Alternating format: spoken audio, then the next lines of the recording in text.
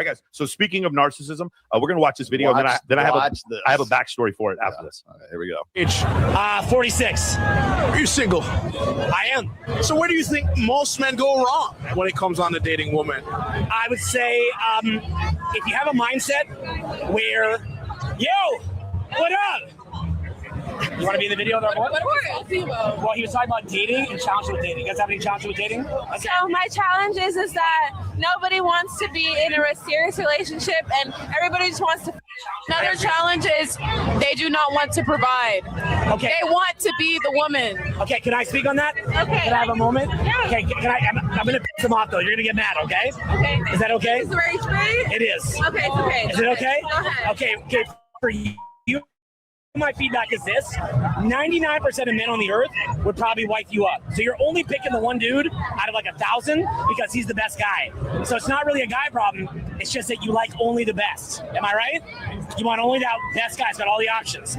So I promise you, now I can bring guy after guy after guy here, and they'll commit to you in 2 seconds. You'll have a husband by 5 minutes from now. You're an amazing woman to have a husband in 5 minutes. But it wouldn't be the one you want because you're only the one you can have. In your case, you gotta remember this, right? So feminism is a good thing, right? It's a good thing, right? So who got 65% of college graduations this year? Women, right? Isn't that awesome? It's a good change. Who got 65% of mortgages this year?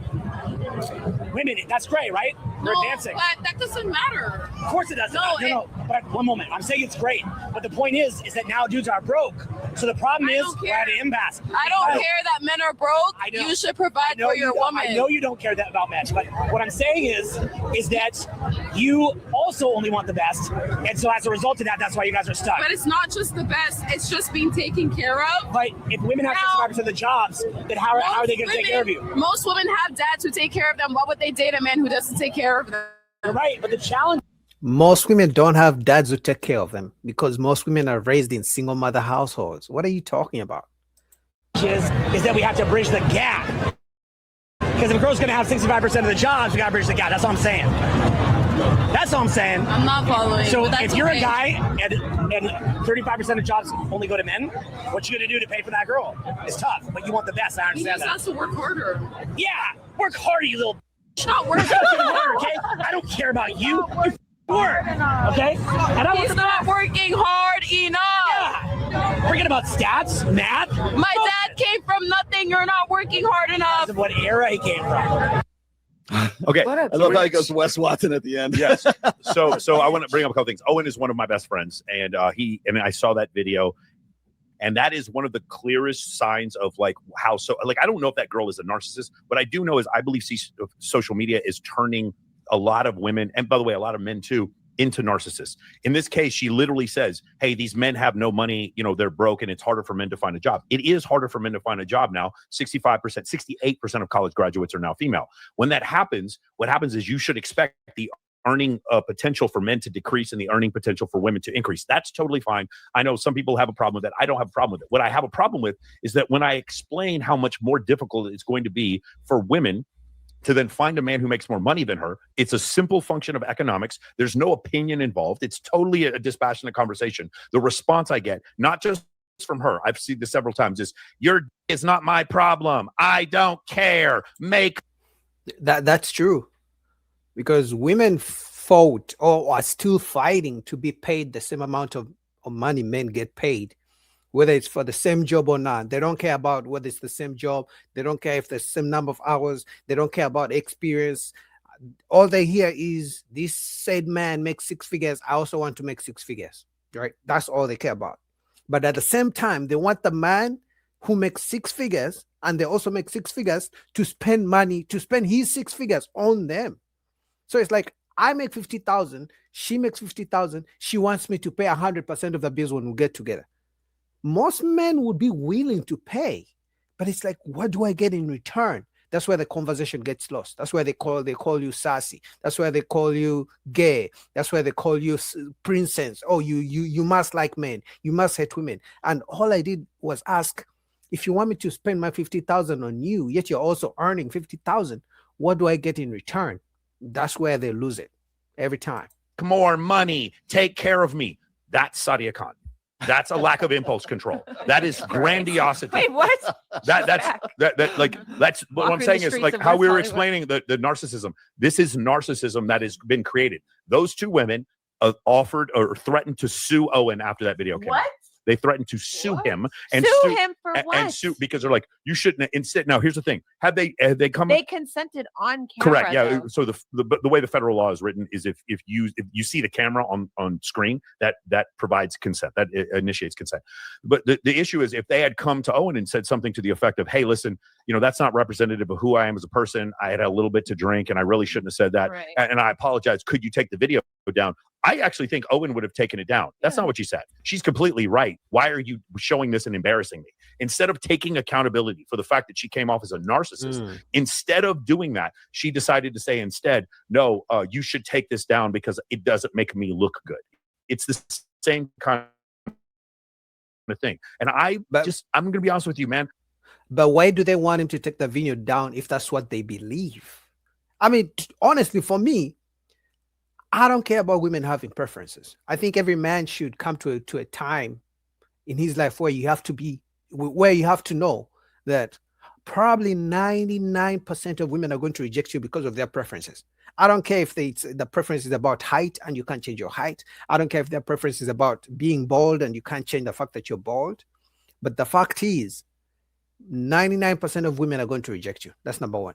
Number two, some of their preferences, I don't care how crazy they seem. I don't care how unrealistic they seem. Unfortunately, that's the mindset. So you as a man, you have to move accordingly. So if that's what she believes, and she believes that men are not hardworking, men should provide, why would she want the guy to take the video down? Like, that doesn't make sense. I would think she would want the message to reach the guys who are average, who are not making enough money. I would think that's what she would want. Being a 48-year-old man, I don't remember this being constant. When I meet women who are, in their 30s and 40s, like they did not grow up with a cell phone through puberty, it seems like they have the capability of taking accountability. But what the problem is, when you have someone who went through puberty and had TikTok and they have this brain rot of constantly swiping away things feelings they don't like, then they It's get literally called brain rot. Yeah, it's called brain rot. Kids call it brain rot. It's brain rot. It's crazy. That TikTok provides for Oh my you. God, you guys. This massive levels of brain rot. And so we see this level of narcissism that's coming. Men get narcissism too. You want to know where they get it? Sometimes men become extremely wealthy, or they get addicted to pornography, or this is a very common one for me, when I have self-help clients that are addicted to prostitution. Those guys, they have these narcissistic tendencies. They actually believe that these women are attracted to them. And it's wild, the sort of level of delusion and the grandiosity that you see in those situations. So anyway, I want to bring that up. Any of you guys have any thoughts on that or the Sadia Khan situation? I mean, personally, I wouldn't say narcissistic. It's being narcissist. I can't say that word for the narcissists. I wouldn't say that, right? I think it's delusion, but I also think it's been propaganda. They've been fed that propaganda. Can you imagine growing up as a girl and you've been told what to expect from men from the time you're a little girl? You have been told men are there to provide for you. Men are there to do things for you. Guess what? When you reach 35, it doesn't switch. It's now times 10. It's on steroids, right? So these women have been told men should do this for you. Men should do this for you. You're the princess. You're the queen. Men should worship you. Men should buy the car for you. They should pay your bills. It doesn't matter. They should do everything you want. Put your standards high. Everything, the music, the culture. So guess what? When they get 30, 35, it's not like it just changes. No, they've been fed these fantasies for so long that it's literally part of them. Talk. Summer, talk. Casey, talk. Well, there's a lot of lack of empathy. Can you get to the microphone? I'm sorry. There's a lot of lack of empathy. Yeah. Regarding the plight of men.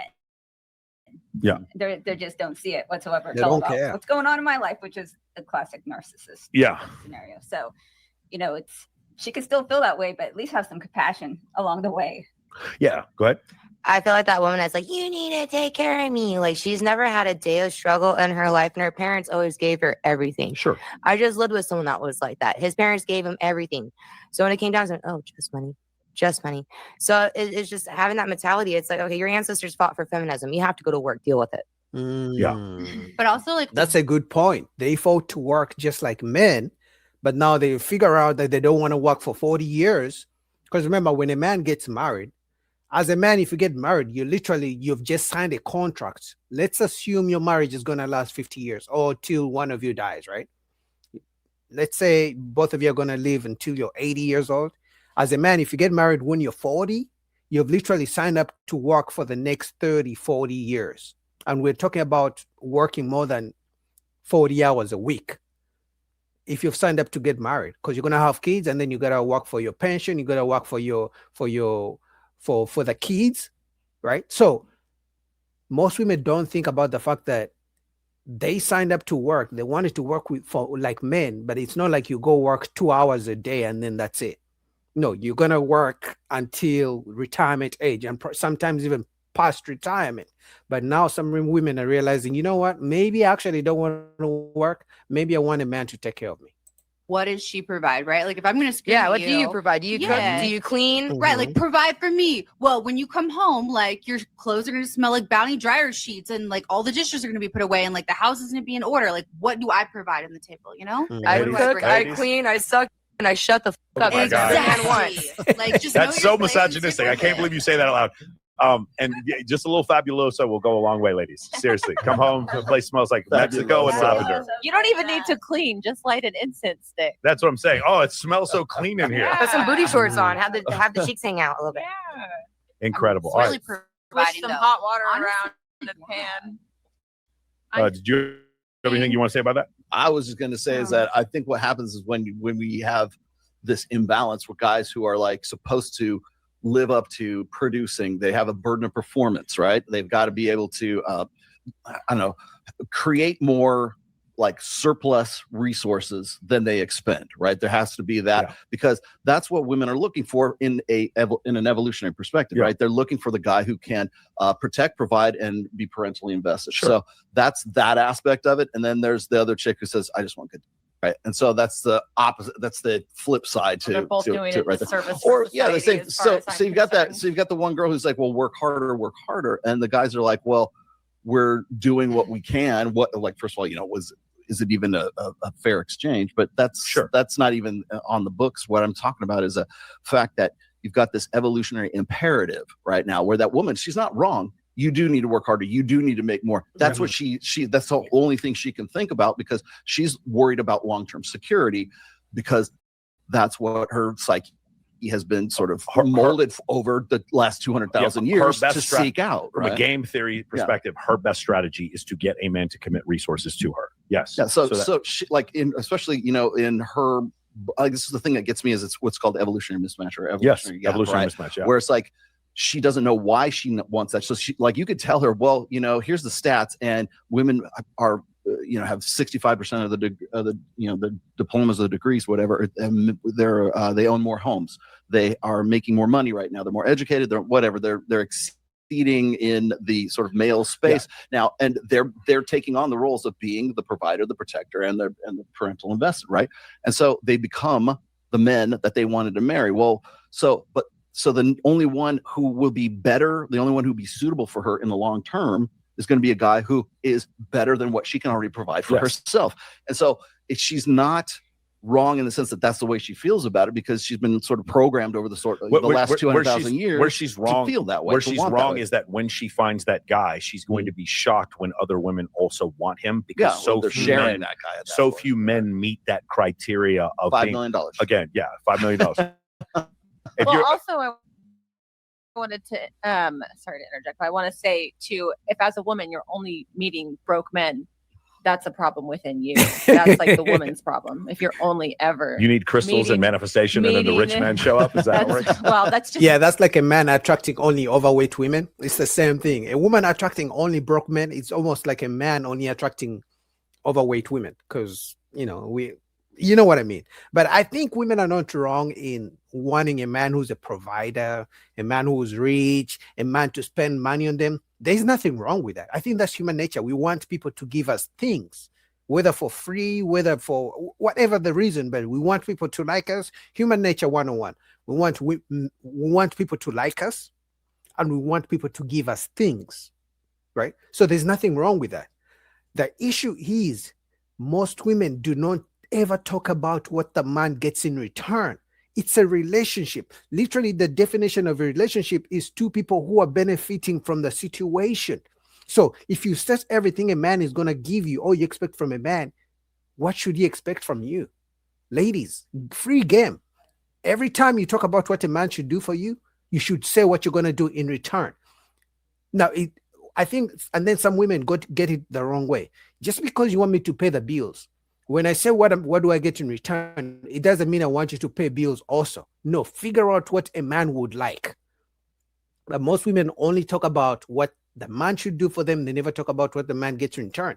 And I believe most men are willing to provide, even the men who are so-called broke men. Even the average men women don't want, those guys are willing to provide. But every time they sit down and they do the math, they're thinking, what do I get in return? Because I'm going to make $50,000. Uncle Sam is going to take $15,000. I'm left with $35,000. And this woman wants me to pay her bills. And I'm not even going to save any money. What do I get in return for paying all your bills? That's all men are asking. And, you know, they get called gay all the time. But anyway, shout out to you guys in the chat. Please do me a favor as you're coming in, like the video so other people will know that we are cooking. The Boogie is back live, and then they will join us. But I want to take this opportunity to show love to Miss Mariam, always supporting your boy, always supporting the channel. Miss Mariam, if you want to come up and talk, you don't have to be on camera, but if you want to come and host a show with me, I'm willing to put the link down below. Let me know. You're always supporting the channel, so I don't mind you coming on and talking, even if you're not on camera, because I know you're probably shy. But you're probably good looking too, so I wouldn't mind saying that. Anyway,